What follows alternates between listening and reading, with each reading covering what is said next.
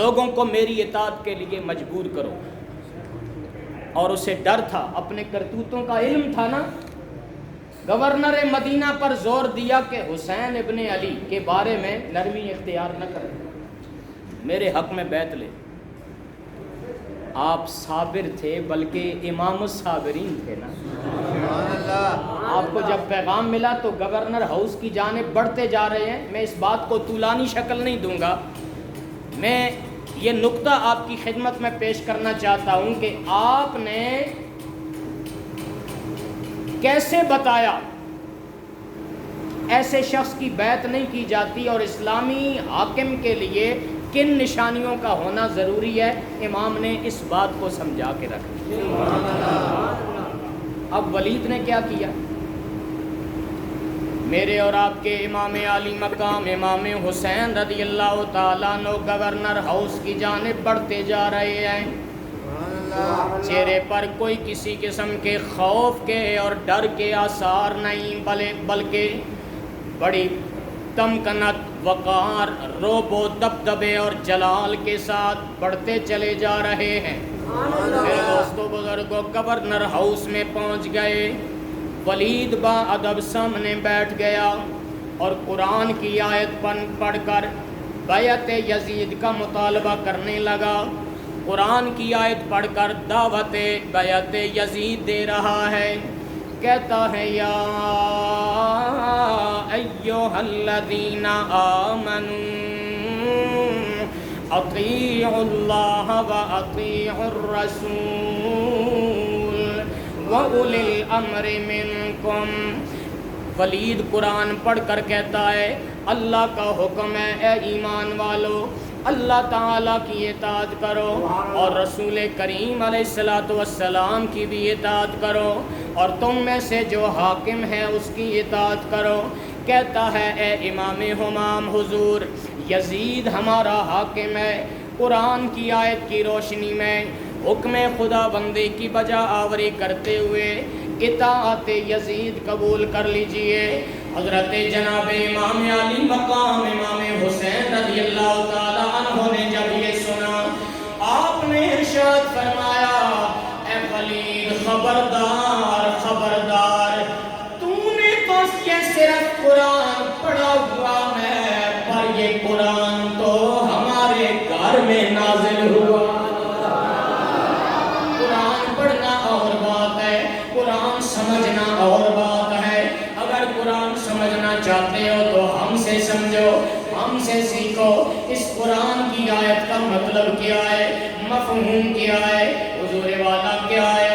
آپ نے فرمایا میرے رب کا ارشاد گرامی بالکل حق ہے، میرا اس پر ایمان ہے، لیکن ذرا غور کر، تو بیعت یزید کی دعوت مجھے دے رہا ہے. سن لے، رب العالمین نے فرمایا یا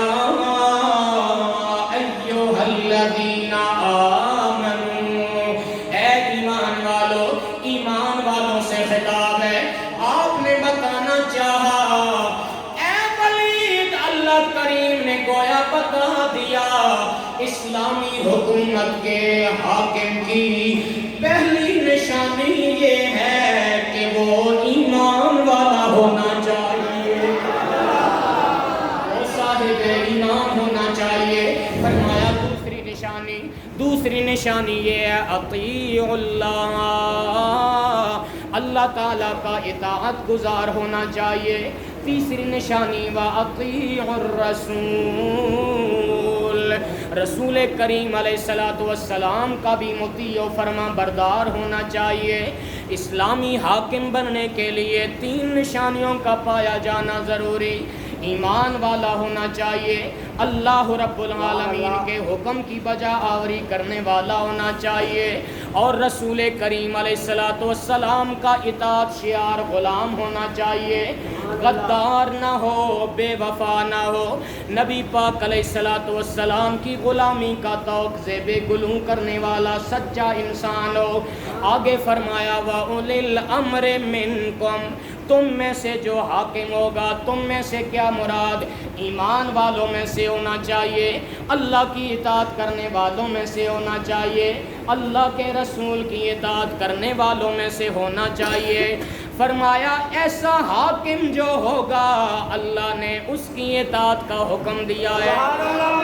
ولید کے ذہن و ضمیر کو جھنجھوڑ کر فرمایا اے ولید تو اچھی طرح جانتا ہے کہ یزید فاسق و فاجر انسان ہے، یزید شریعت مطہرہ کا غدار ہے، یزید زانی ہے، شرابی ہے، دن رات شراب کے نشے میں مست رہنے والا ہے، اور اسی نشے میں مست ہو کر نمازیں بھی ضائع کرنے والا ہے، اللہ کی حلال کردہ چیزوں کو حرام کر رہا ہے، اللہ کی حرام کردہ چیزوں کو حلال کرتا جا رہا ہے، شریعت مطہرہ کا باغی ہے، غدار ہے، فاسق و فاجر ہے، ہم اسے اسلامی حکومت کا حاکم تسلیم ہی نہیں کرتے ہیں، اور اے ولید جا کر یزید کو ہمارا پیغام سنا دو، ہم اہل بیت نبوت اپنے شہزادوں سمیت کٹ تو جائیں گے پر یزید کے ناپاک ہاتھوں میں اپنے پاک ہاتھ کبھی نہیں دیں گے۔